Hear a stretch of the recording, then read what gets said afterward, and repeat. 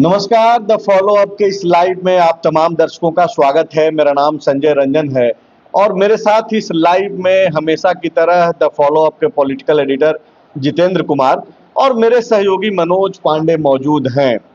देश की कोयला नगरी धनबाद में इन दोनों नेता आग उगल रहे हैं। जो बयानबाजी सामने आ रही है उसको सुनने के बाद आपको लगेगा कि कोई जैसे आप ओटीटी प्लेटफॉर्म खोल चुके हैं। आपस में एक दूसरे को इस स्तर से आरोप प्रत्यारोप लगाया जा रहा है जिसकी चर्चा पूरे राज्य भर में हो रही है। वर्चस्व की लड़ाई में जिस तरीके से धनबाद के इलाकों में नेताओं की बयानबाजी है उस पे बातचीत करनी बेहद जरूरी है। ऐसे में इसलिए आज हम लोग बातचीत कर भी रहे हैं। ढुल्लू महतो जो पहले भाजपा के ही भीतर अपने ही नेताओं से लड़ते भिड़ते नजर आ रहे थे, उसके बाद जयराम महतो जो जेल के उनके अध्यक्ष हैं, डुमरी से विधायक हैं, उनके पिता के ऊपर जिस तरीके से उन्होंने टिप्पणी की और बाद में जयराम महतो ने यह कहते हुए पलटवार किया कि ये 40,000 करोड़ रुपए का जो है अवैध गलत पैसा जो है मालिक बने हुए हैं। अरूप चटर्जी जो निरसा से एमएलए हैं, उनके साथ मौजूदा समय में ढुल्लू महतो की लड़ाई जारी है। कल जिस तरीके से अरूप चटर्जी ने प्रेस कॉन्फ्रेंस किया और उसके पहले ढुल्लू महतो ने जो आरोप लगाए हैं, खास करके जो फ्लाईओवर निर्माण को लेकर के जो आपस में इन दोनों की लड़ाई तेज हो गई है, जो कि आरोपों के दौरान जो भाषाई मर्यादा है जिसका ख्याल भी नहीं रखा जा रहा है। वैसे तो यह उम्मीद की जाती है कि राजनीति में मर्यादा का एक सीमा होता है, मर्यादा के अनुरूप ही राजनीति करनी चाहिए, लेकिन मर्यादा भूल चुके ये नेता अपनी ही पार्टी के नारों को भी लगता है कि भूल चुके हैं। आपको मालूम है कि बेटी बचाओ बेटी पढ़ाओ के नारा भाजपा ने दिया था। इसको लेकर के पूरे देश भर में प्रचार प्रसार भी किया गया और इन नारों से इतर जाकर के ढुल्लू महतो और अरूप चटर्जी की जो लड़ाई है, अब आरोप प्रत्यारोप सामने आ रहे हैं।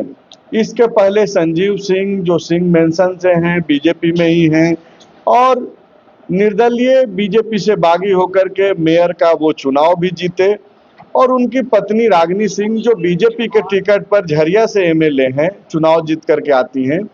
इन लोगों के बीच की तल्खियां भी गाहे बगाहे आप लोगों को दिखाई देता ही है, सुनाई देता ही है। आपको मालूम है कि कैसे बाघवारा में संजीव सिंह और झरिया में ढुल्लू महतो ने शक्ति प्रदर्शन दिखाया था। गाहे बगाहे ये लोग अब एक दूसरे के इलाके में अपना वर्चस्व कायम करने की लड़ाई लड़ते रहे हैं। ढुल्लू महतो जो पूर्व सांसद पीएन सिंह जो भाजपा के दिग्गज नेता हैं झारखंड में, उनके खिलाफ भी समय दर समय बयान देते रहते हैं। राज सिन्हा भी उसी कैटेगरी में हैं, उनको लेकर के भी ढुल्लू महतो के मन में या फिर उनके राजनीतिक जीवन में कोई सॉफ्टनेस नहीं है। तो ढुल्लू महतो अक्सर विवादों में ही क्यों रहते हैं और जो भाषाई मर्यादा है वो दिन प्रतिदिन क्यों गिरते जा रही है, तब जबकि गृह मंत्री अमित शाह फोन करके ढुल्लू महतो को जन्मदिन की बधाई देते हैं। मतलब आप समझिए कि ढुल्लू महतो की इतनी अहमियत है भाजपा में कि गृह मंत्री फोन करके बधाई देते हैं और उस बधाई संदेश को ढुल्लू महतो रिकॉर्ड करके शेयर भी करते हैं, यानी कि बताते हैं कि देख लो गृह मंत्री हमको जो है फोन करते हैं। बहुत सारी बातें हैं जो लगातार ऐसे भी शब्दों का प्रयोग किया जा रहा है इन नेताओं के द्वारा, जो आपको लाइव में हम लोग उसे दोहरा करके बता नहीं सकते हैं। तो आखिरकार इन सब के पीछे की वजह क्या है? तात्कालिक वजह जो अरूप चटर्जी से दिखाई पड़ रहा है, वहां के स्थानीय पत्रकारों से जो बातचीत में समझ आ रहा है, उसके मुताबिक यह तो है कि फ्लाईओवर निर्माण जो निरसा में रुक गया है वो एक वजह है। इसके अलावे भी क्या कोई बड़ी वजह दिखाई पड़ रही है? क्या कोयला नगरी में ये जो कोयला की लड़ाई है, वर्चस्व की लड़ाई है, पैसे की जो लड़ाई है, क्या ये सबसे ज्यादा भारी पड़ रहा है पार्टी पर, विचार पर, भाषा पर, नीति पर, या फिर एक राजनीतिक मर्यादा पर भी? तो सबसे पहला सवाल सर मेरा आपसे यही है। देखिए, ढुल्लू महतो का जो कैरेक्टर को देखेंगे अगर, तो ढुल्लू महतो भाजपा के लिए अपरिहार्य नहीं है, जो दिखाई पड़ता है। भाजपा के लिए ढुल्लू महतो अपरिहार्य है, जिसका आप प्रमाण भी दिया, जो अमित शाह ने उनको जन्मदिन पर बधाई दी।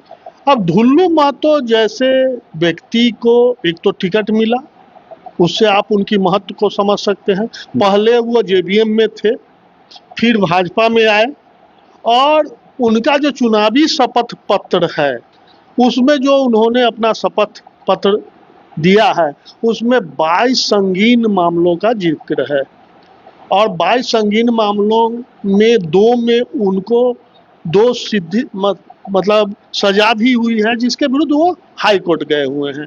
तो वो कैसे समाज सेवी हैं या राजनीतिक कार्यकर्ता है, और खास करके पार्टी विथ डिफरेंस जो है आपका भाजपा, उसके वो सांसद हैं। तो इस सब को अगर आप देखेंगे तो ढुल्लू महतो के बारे में बहुत कुछ कहने की ज़रूरत नहीं है।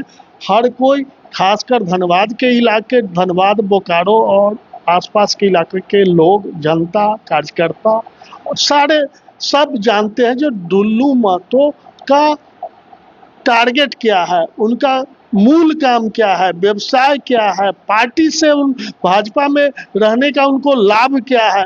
तो सारा चीज़ क्लियर है, इसको सिर्फ समझने की ज़रूरत है, और इसको सबसे ज़्यादा समझने की ज़रूरत भाजपा को है। भाजपा के जो बड़े नेता हैं, प्रदेश के हों या देश के, उनको समझना है जो ढुल्लू महतो जैसा हमारा जो सांसद है वो कितना सही है, नहीं है, और उनको हम टिकट दिए हैं, कितना सही गलत है।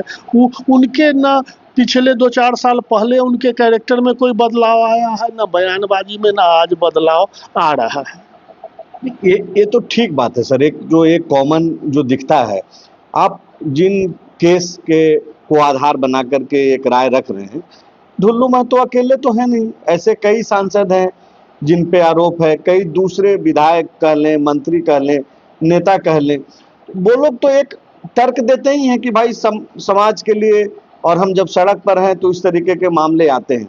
सवाल ये है कि ये ढुल्लू महतो, और आपको याद होगा सर कि जब यहाँ पे राष्ट्रीय अध्यक्ष जब नितिन नवीन आए हुए थे राज्यसभा चुनाव के दौरान, तो उस वक्त एक खबर ये आई कि ढुल्लू महतो, संजीव सिंह, रागिनी सिंह और उन इलाके के और जो दूसरे जो भाजपाई नेता हैं, राज सिन्हा संभवतः वो भी थे, इन लोगों को एक साथ बैठा करके, आपको याद होगा कि उस वक्त काफी विवाद आपस में ही चल रहा था इन लोगों का। सवाल यह है कि ढुल्लू महतो ये अक्सर जो ये कर रहे हैं, या फिर इनके साथ जो चीजें हो रही है और जो सामने आती है मीडिया में खबरें, कैमरों पे जिस तरीके से बयान उनका दिखता है, या फिर उनको लेकर के बाकियों लोगों का जो बयान है, ये क्या पार्टी एकदम से छोड़ रखी है कि आपको जो करना है आप करें, बहुत ज्यादा कोई फर्क नहीं पड़ता है? क्योंकि एक खबर तो आई थी कि समझाया गया था राष्ट्रीय अध्यक्ष के मौजूदगी के दौरान, उनके आने के एक दिन पहले संभवतः बीजेपी के प्रदेश मुख्यालय में सब लोगों को बैठाया गया था। बाबूलाल मरांडी भी उस बैठक में थे, संगठन महामंत्री भी थे, प्रदेश अध्यक्ष भी थे। देखिए, वही हम कहना चाह रहे हैं, जो ढुल्लू महतो का जो कैरेक्टर है, स्वभाव है, उसको उनको बार बार समझाया जाएगा, लेकिन वो बार बार वही करेंगे। और धनबाद को जब आप देखेंगे तो धनबाद में कोयला का जो व्यवसाय है, और बहुत बड़ा व्यवसाय है, कहने की ज़रूरत नहीं है, उससे सरकार भी बदनाम होते रही है, और हर दल के, कभी सिंह मेंशन का उस पर दबदबा हुआ करता था, और उस सिंह मेंशन के दबदबे में ढुल्लू महतो भी सेंधमारी करके अपना बाघमारा और आसपास के इलाकों में एक अपना वर्चस्व कायम किया है, और उस वर्चस्व में वो भी अपने एक वर्ग को खड़ा किया है, जिसमें उनके स्वजातीय जो है सबसे ज़्यादा प्रखर होके उनके साथ खड़ा रहते हैं। तो उस कारण से उनको एक मजबूती तो मिल रही है, और मजबूती जो मिल रही है तो कोयले के व्यवसाय में जब भी कोई सेंधमारी करेगा, और धनबाद के अधिकतर पॉलिटिशियन जो है वो कोयला के कालिक से कहीं ना कहीं थोड़ा मोड़ा, कोई ज़्यादा कोई कम, लेकिन उससे मतलब उसका दाग उन पर लगता ही है, परोक्ष रूप से हो या प्रत्यक्ष रूप से। इसीलिए मेरा ये सवाल था सर आपसे कि क्या ये जो पूरा व्यवस्था है पूरे धनबाद में और कोयला पे वर्चस्व की लड़ाई है, जाहिर सी बात है कि पैसों की वजह से वर्चस्व स्थापित किया जा रहा है, वहां पे कोई ऐसा तो है नहीं कि बेहतरी के लिए लड़ाई की जा रही है कि कौन सबसे ज्यादा बेहतर करेगा। तो ये सिर्फ ढुल्लू महतो अपने बयानों से बदनाम हो जा रहे हैं, बाकियों की भी तो स्थिति वही है। अब बाकियों का भी अगर देख लें तो वो भी वर्चस्व की ही लड़ाई में लड़ रहे हैं। जिस तरीके से बाघमारा में एंट्री हुई संजीव सिंह की, जो रोड शो जो हम लोगों ने देखा भी था उस दौरान, या फिर ढुल्लू महतो की जो झरिया में जो रोड शो हुआ, तो उस वक्त भी तो एक दूसरे के वर्चस्व में सेंधमारी की प्रयास थी। हाँ, तो देखिए अब है क्या कि वहाँ पर बोलता सब कोई हो, वो संजीव सिंह हो, राज सिन्हा हो या अरूप चटर्जी हो। राज सिन्हा ने भी पिछले 2024 के लोकसभा चुनाव के दौरान उन्होंने सार्वजनिक रूप से कह दिया था कि अगर किसी पार्टी ने गलत उम्मीदवार का चयन कर लिया है तो जनता उसको सुधार दे। उन्होंने संभवतः दीनदयाल उपाध्याय के उस कोट को शेयर किया। उस पर फिर ढुल्लू महतो की प्रतिक्रिया आई, उनके समर्थकों की प्रतिक्रिया आई, जो मतलब राज सिन्हा जो है मतलब अंदरूनी रूप से विरोध कर रहे हैं। पार्टी ने उनको शोकज भी किया, चुनाव के दौरान खूब ये चला। पीएन सिंह पर भी जैसा कि आप बताए ही हैं, डायरेक्ट पीएन सिंह पर कभी अटैक नहीं हुआ, ऐसा नहीं मिल रहा है सार्वजनिक बयान। लेकिन अक्सर चुनाव के दौरान ढुल्लू महतो के समर्थकों ने कहा कि अब झारखंड को एक ऐसा सांसद चाहिए जो सार्वजनिक रूप से काम करे, विकास करे, मतलब अदृश्य न रहे। तो मूल बात यह है कि हर आदमी के बयान और बोलने का ढंग अलग अलग होता है। ढुल्लू महतो का ढंग और बोलने का जो तरीका है वो अलग है, अटैकिंग है, और इसलिए बातचीत भी हो रही है। हाँ, इसीलिए बातचीत भी हो रही है।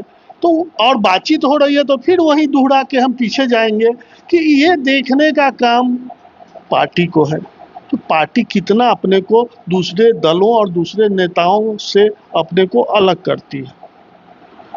जितेंद्र सर बोल रहे हैं कि ऐसा नहीं है कि सिर्फ ढुल्लू महतो ही वहां पे ये सारी चीजें कर रहे हैं, वर्चस्व की लड़ाई है।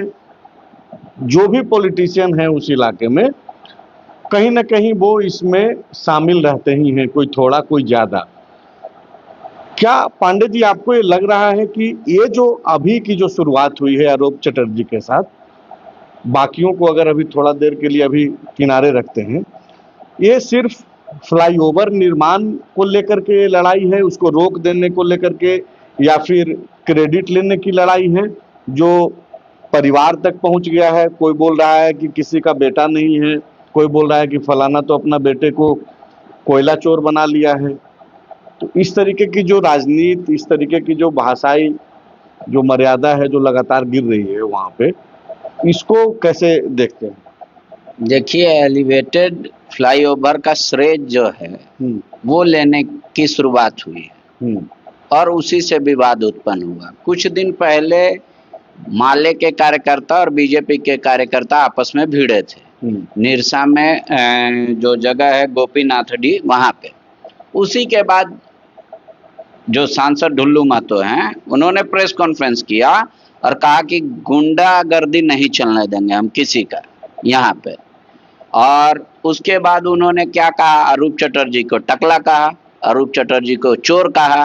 फिर बात बढ़ते बढ़ते गुरदास चटर्जी पर चली गई, उनके पिता पर। हाँ, कि उन्होंने भी लाल झंडा का इस्तेमाल करके सारे कल कारखाने बंद करा दिए, और ये भी कल कारखाने 3-3 गो बंद कराए हुए हैं अभी निरसा में, जबकि उस पर कोई केस नहीं है। और वहां से बात शुरू हुआ।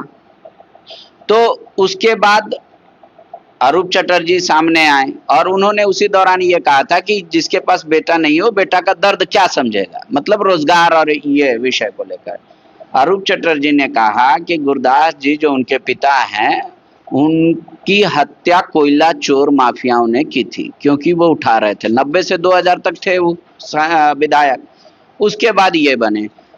अरूप चटर्जी कह रहे हैं कि जहां तक टकला का भी बात है, तो टकला तो राजनाथ सिंह भी हैं, अमित शाह भी हैं और श्यामा प्रसाद मुखर्जी भी हैं।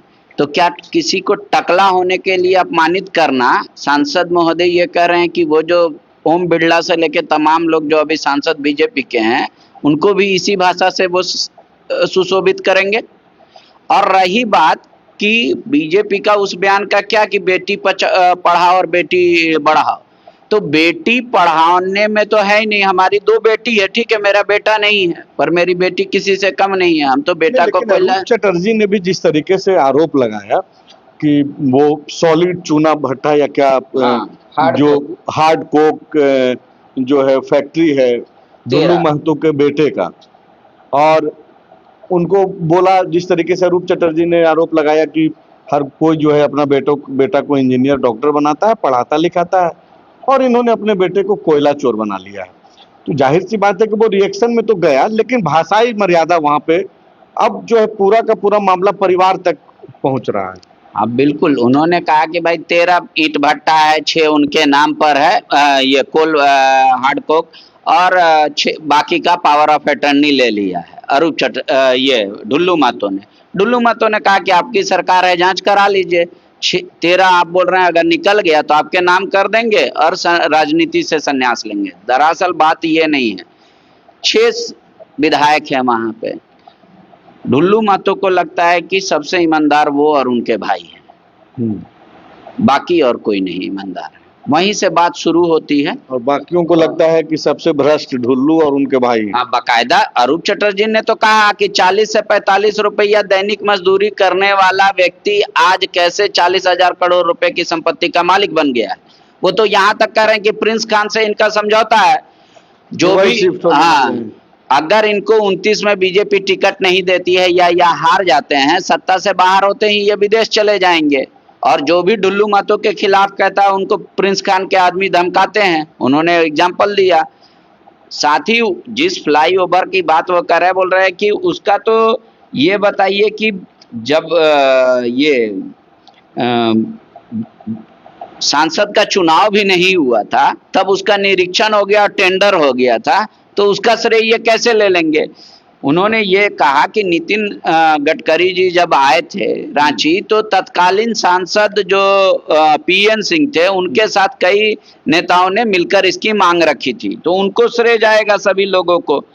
अभी इस तरीके की जो ये बात कह रहे हैं कि भाई इनका श्रेय है और हमने काम रोक लगाया है, उसी जमीन के एवज में जीत कंपनी को वो काम मिला है। जांच कर ले, 25 लाख रुपया इन्होंने लिया है रंगदारी ढुल्लू महतो ने। ये अरूप चटर्जी का बयान है। वो कह रहे कि रंगदारी के चलते ये रोके हुए हैं, जबकि वही एलिवेटेड फ्लाईओवर आपका सिंदरी में भी बन रहा है, वहां के विधायक तो विरोध नहीं कर रहे हैं।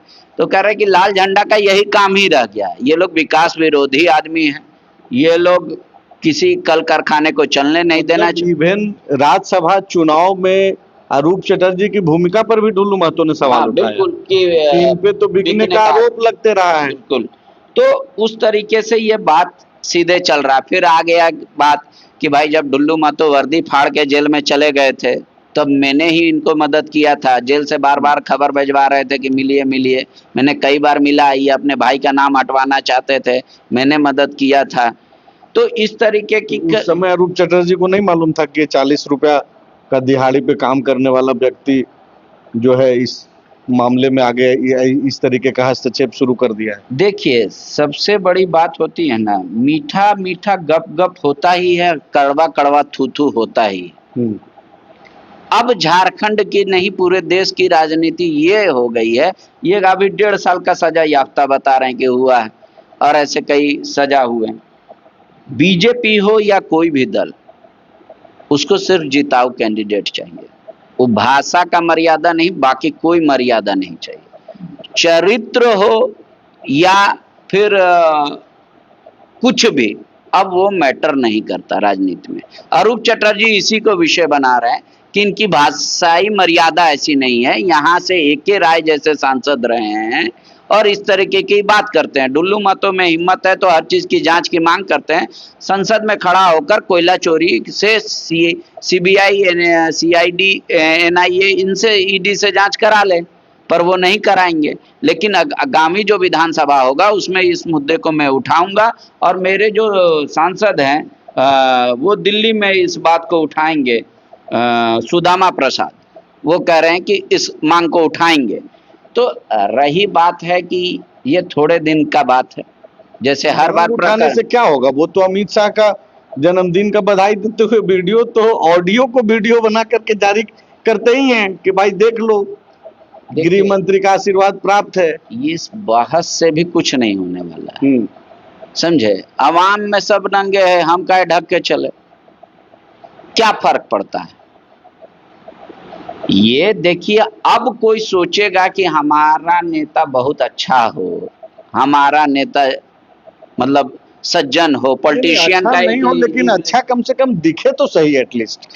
ढुल्लू महतो से सिर्फ अरूप चटर्जी भी परेशान हैं, बाकी लोग मौन हो गए हैं या रिश्ता सबसे सही हो गया है? संजीव सिंह, रागिनी सिंह, राज सिन्हा, जयराम तो हाल के दिनों तक बोल रहे थे, आरोप लगा रहे थे। देखिए, सीमा की बात है, कोई भी अगर सीमा का थोड़ा उल्लंघन होता है तो बर्दाश्त कर लेता है, थोड़ा सा बढ़ता है तो विवाद खड़ा होता है। वही चीज धनबाद में होता हुआ दिख रहा है। अब जैसे पिछले दिनों टुल्लू महतो ने आरोप लगा दिया था, ये श्रवण राय जो महानगर अध्यक्ष थे, उन्होंने सीधा आरोप लगा दिया था टुल्लू महतो की सभा में, जो कोयला चोरी और रंगदारी का रागिनी सिंह का नाम लिए बगैर, उनका कहने का मतलब माफिया तक कहा गया था।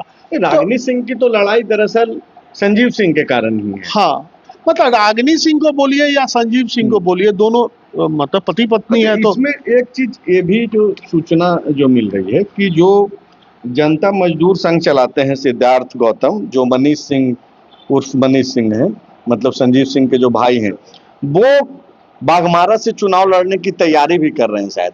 मतलब ये क्या पूरे चारों ओर से ढुल्लू महतो को घेराबंदी भी करने की तैयारी में, चाहे भाजपा के वहां के स्थानीय नेता हो या दूसरे दल के हो, इसकी भी छटपटाहट दिखाई पड़ती है उनके भाषा में। देखिए, ढुल्लू महतो को अगर पिछले 15 साल 20 साल से आप देखेंगे तो उनके प्रभाव में लगातार वृद्धि हो रही है। तो जब वृद्धि होगी तो दूसरे प्रभावित होंगे, तो प्रभावित क्या करेगा? उनके जो वर्चस्व है और उनका जो दबदबा है उसको कमजोर करने की कोशिश होगी। और ढुल्लू महतो के साथ क्या हुआ? ढुल्लू महतो सांसद बन गए, भाजपा के बड़े नेताओं की कृपा से उनके भाई विधायक बन गए, तो उनका तो पहले वो एकमात्र विधायक थे, अब सांसद हो गए। सांसद का मतलब 6-7 विधानसभा क्षेत्रों के वो बड़े नेता हो गए, उनके भाई विधायक हो गए, तो उनका तो लगातार प्रभाव बढ़ रहा है। तो ये जो प्रभाव बढ़ रहा है वो तो वहाँ के जो दूसरे नेता हैं उनको कहीं ना कहीं चोट दे रहा है। तो इस तरह की कोशिश होगी जो उनको हराया जाए, बाघमारा में अगला चुनाव में भी लोकसभा में उनको हराया जाए, उनके भाई को भी हराया जाए और उनको कमजोर करने का प्रयास किया जाए। तो ये तो मौका, इसका मतलब है कि ढुल्लू महतो एक तो सामंजस्य बैठाने में भी फेल है और वो सार्वजनिक तौर पे दिखाई पड़ता है। रिश्ते इस कदर खराब हैं कि खुले तौर पे एक दूसरे से बातचीत हो रही। बीजेपी के बाहर के नेताओं को तो छोड़ दीजिए, अंदर भी तो वही स्थिति है बीजेपी के अंदर। देखिए, वहाँ आप एक पॉलिटिकल मतलब समझ और आप वाजपेयी के, अटल बिहारी वाजपेयी की तरह के नेता भी वहाँ अब तो किसी दल में नहीं है, यहाँ तक कि भाजपा में ही नहीं है। जो वाजपेयी का मैं 2-4 सभा को कवर भी किया था, सुना भी था, जो बगैर इंदिरा गांधी का नाम लिए हुए वो हर बात कह जाते थे शालीनता में। तो उसकी कल्पना धनबाद में, और जैसा कि पांडे जी ने कहा भी, जो अब किसी भी दल को जिताऊ कैंडिडेट चाहिए, उसका कैरेक्टर क्या है, उसका कृत्य क्या है, उसका स्वभाव क्या है और वो क्या करता है, इससे किसी पार्टी को कोई लेना देना नहीं है। वही हाल। तो मतलब ये मान लिया जाए कि धनबाद की स्थिति ऐसे ही रहेगी, भाजपा ने भी इसे स्वीकार कर लिया है। बिल्कुल, भाजपा ने स्वीकार नहीं कर लिया है, ढुल्लू महतो को टिकट दिया और उसके बाद उनके भाई को भी टिकट दिया। तो स्वीकारने के बाद एक नहीं होता, जो सिग्नेचर के बाद स्टाम्प भी लगा हुआ है, ताकि कोई कंफ्यूजन नहीं रहे जो ये सिग्नेचर संजय रंजन का नहीं है, मतलब एकदम क्लियर कट है। जो लेकिन सर एक जो बोल चाल की भाषा में ये तो कहा ही जाता है या माना भी जाता है, समाज में लोग इसको बोलते भी हैं कि चलो ठीक है, मोहल्ले का जो वो बदमाशी जो करने वाला जो लड़का है उसकी जिम्मेदारी कुछ बढ़ा दो। तो बीजेपी तो जिम्मेदारी देके सोच रही होगी कि भाई अब सब कुछ सही होगा, ऐसे खुलेआम तो कुछ नहीं होगा। हालांकि वहां तो पूरा खेल कोयला का ही है, वर्चस्व का ही है, तो जाहिर सी बात है कि वहां तो संघर्ष अलग अलग तरीके का दिखता ही है धनबाद में, और ये कोई नई बात नहीं है, इतिहास है धनबाद का। तो संभव है जो जिम्मेदारी बढ़ा के भाजपा अपनी जो स्थिति है उसको भी मजबूत करने की कोशिश की होगी या कर रही है, इसे भी तो हम इनकार नहीं कर सकते हैं। कोयला का जो इतना बड़ा व्यवसाय है तो उससे आमदनी होता है तो वो कहाँ जाता है, अब कहाँ जाता है इसका मेरे पास ना कोई प्रमाण है, ना हम आरोप सीधा लगा सकते हैं, लेकिन एक आम समझ तो बनती है। आरोप तो अरूप चटर्जी लगा रहे हैं, जयराम महतो लगा रहे हैं, बोल रहे हैं कि भाई 40,000 करोड़ का मालिक है। और अरूप चटर्जी तो बोल रहे हैं कि अगर नेक्स्ट इलेक्शन में टिकट नहीं मिला और अगर ढुल्लू महतो हार गए, अगर टिकट मिल भी गया और हार गए, तो सीधे जाएंगे विदेश, दुबई। प्रिंस खान जो गैंगस्टर है, जो आरोप लगा वीडियो जारी करके धमकाते रहता है, उसके साथ संबंध बता रहे हैं अरूप चटर्जी। हाँ देखिए, वो अरूप चटर्जी, अब हम और आप अगर कोई आरोप लगाएंगे तो नहीं, हम लोगों तो उसके लिए प्रमाण चाहिए। तो अरूप चटर्जी जो आरोप लगा रहे हैं वो सीधा वर्चस्व का लड़ाई है, वहाँ अरूप चटर्जी उन पर, वो उन पर लगा रहे हैं और वहाँ लगेगा। कोयला का जो वहाँ धंधा है, काला धंधा है, उसमें अब बहुत कुछ कहने की ज़रूरत नहीं है। उसमें सिर्फ कहने की यही ज़रूरत है कि अगर सरकार भी थोड़ा इस पर अंकुश लगाए तो इन लोगों का जो धंधा है, अवैध धंधा, कोयला का व्यवसाय करना कोई बुरी बात नहीं है, लेकिन जो अवैध धंधा है अगर उस पर रोक लगे तो बहुत कुछ अपने आप में कंट्रोल हो सकता है। ये मतलब आदत लग गया है क्या, मतलब हर किसी से उलझने का? स्वभाव है, आदत नहीं है, स्वभाव है। तो इस पे कंट्रोल करने का कुछ आपको लग रहा है? बीजेपी की जो झारखंड इकाई है, बीजेपी की झारखंड इकाई क्यों कंट्रोल करेगी? उसको क्या फर्क पड़ा है? ना चरित्र ना ये देखा जाता है तो वो क्यों पड़ेगी? उनको जो करना है वो कर रहे हैं, बीजेपी को टिकट देना है दे देगी, जीत के आ जाइए। अब ये है कि सिस्टम और समय सब चीज को न्यूट्रलाइज करता है। ढुल्लू महतो पूरा अपना राजनीतिक कैरियर लड़के ही बने हैं, ठीक है, और जब तक उन पे कोई आरोप सिद्ध नहीं होता तब तक तो बीजेपी के लिए वो आंख के तारे हैं। अब रहा तो सिद्ध हुआ तब तो 1.5 साल का सजा हुआ है। आजकल 2 साल के पहले वाला तो सजा ही सजा नहीं माना जा सकता है। राजनीति में भी अब फिल्टर कहा कि आरोप सिद्ध नहीं हुआ है। हाँ, राजनीति में 2 साल माना जाता, मतलब कोर्ट से रुक जाइए आप कि चुनाव नहीं लड़ सकते। मतलब कोर्ट जब आपको रोके, हाँ, पार्टियां नहीं रोकेंगी, पार्टी किसी का भी नहीं रोकता है। अब आप समझिए कि बीजेपी इस पचड़े में नहीं पड़ेगी। क्यों प्रदेश अध्यक्ष आदित्य साहू आप बोल रहे हैं पिछले बार पचड़ा में पड़े? क्योंकि वो लड़ाई घर की थी और राष्ट्रीय अध्यक्ष आने वाले थे, तो छीछा लेदर वहां ना हो जाए, इसलिए राष्ट्रीय अध्यक्ष को महसूस हुआ, प्रदेश अध्यक्ष को जरूरत महसूस हुआ, तो वो बैठे और वहां बात किया उनसे। मतलब ढुल्लू महतो को लेकर के झारखंड बीजेपी किस तरीके से सोचती है, इसको एक प्रकरण से ऐसे देखिए कि जब राष्ट्रीय अध्यक्ष नितिन नबीन आ रहे थे तो उसके 1-2 दिन पहले जो है आनंद फानंद में बुला करके एक तरीके से पंचायती कराई है। बिल्कुल, कि भाई जो कर रहे हो करते हो, वो तो छोड़ दो, कम से कम अध्यक्ष जी जब आ रहे हैं उस समय कुछ ऐसा मत कर देना कि जिससे झारखंड में बीजेपी की भद पीट जाए। वो हमेशा चलेगा। देखिए, मैं बार बार कह रहा हूँ, ना नियत और ना चरित्र देखकर टिकट दिया जाता है, ना पार्टी की सदस्यता दी जाती है। अब वो जमाना गया, जो लड़ेगा, जो जीतेगा वही बाहुबली है। ढुल्लू महतो बढ़ते बढ़ते बढ़ते बढ़ते इतना बढ़ गए हैं कि अब वहां पूरे धनबाद के तमाम जो लोग हैं जो इनके खिलाफ है वो इकट्ठा हो गए हैं। पहले वो लोग इकट्ठा नहीं थे। अब इस बात को समझिए, बागमारा में अरूप चटर्जी कह रहे हैं कि हम कोयला चोरी के खिलाफ धरना देंगे। आपने कहा कि संजीव के भाई जो हैं वो लड़ने के चुनाव तैयारी में हैं, मनीष। अब हाँ, उसके अलावा संजीव सिंह के समर्थक लिख रहे हैं कि अगली बार धनबाद का सांसद कैसा हो, संजीव सिंह जैसा हो। रही बात की ढुल्लू महतो को एक तो झटका लग गया, पार्टी का समर्थित उम्मीदवार हार गया आपका मेयर का पद, तो इस तरीके से अब उनको न्यूट्रलाइज करने का। हाँ, लेकिन वो एक साथ कहते हैं ना कि सभी को दुश्मन बनाया, तो सभी बाकी लोग दोस्त हो गए। बाकी दूसरे दल में भी हैं, वो ढुल्लू के खिलाफ जो है वो सब एकत्रित हो गए।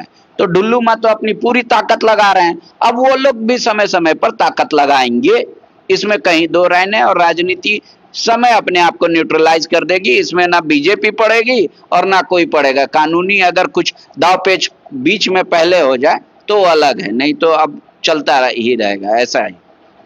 मतलब कि सब कुछ समय तय करेगा, आप तय करेंगे। आप मतलब दर्शक, पार्टियां कुछ नहीं करेगी। ढुल्लू महतो या फिर बाकी ऐसे तमाम वो नेता जो चुनाव जीत करके आते हैं, किसी चीज का, मर्यादा का ख्याल नहीं रखते हैं।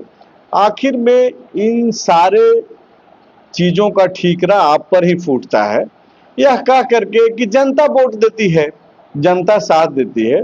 तो तब तक कि जब तक वो सांसद हैं, तब तक कि जब तक उनका दबदबा है, तब तक कि जब तक पार्टी उन पे कोई कार्रवाई नहीं करती है, और तब तक कि जब तक आपसी लड़ाई इन लोगों की सुलह नहीं करा ली जाती है, तब तक आप ये सब चीजें देखते रहिए। हम लोग भी देख रहे हैं। और जैसा कि पांडे जी बता रहे हैं कि धनबाद में वही हुआ है जैसा कहा जाता है कि दुश्मन का दुश्मन दोस्त। तो ढुल्लू महतो लड़ते लड़ते बढ़ तो जरूर गए हैं, लेकिन अपने दुश्मनों की जो फौज उन्होंने बना रखी है, अपने भाषा के चलते, अपने व्यवहार के चलते, उन लोगों में एक दोस्ती जरूर दिखाई पड़ रही है, जो कि आने वाले दिनों में इनके लिए मुसीबत बढ़ने वाली है। अब तक आप इस लाइव का हिस्सा बने रहे, इसके लिए आप तमाम दर्शकों का शुक्रिया।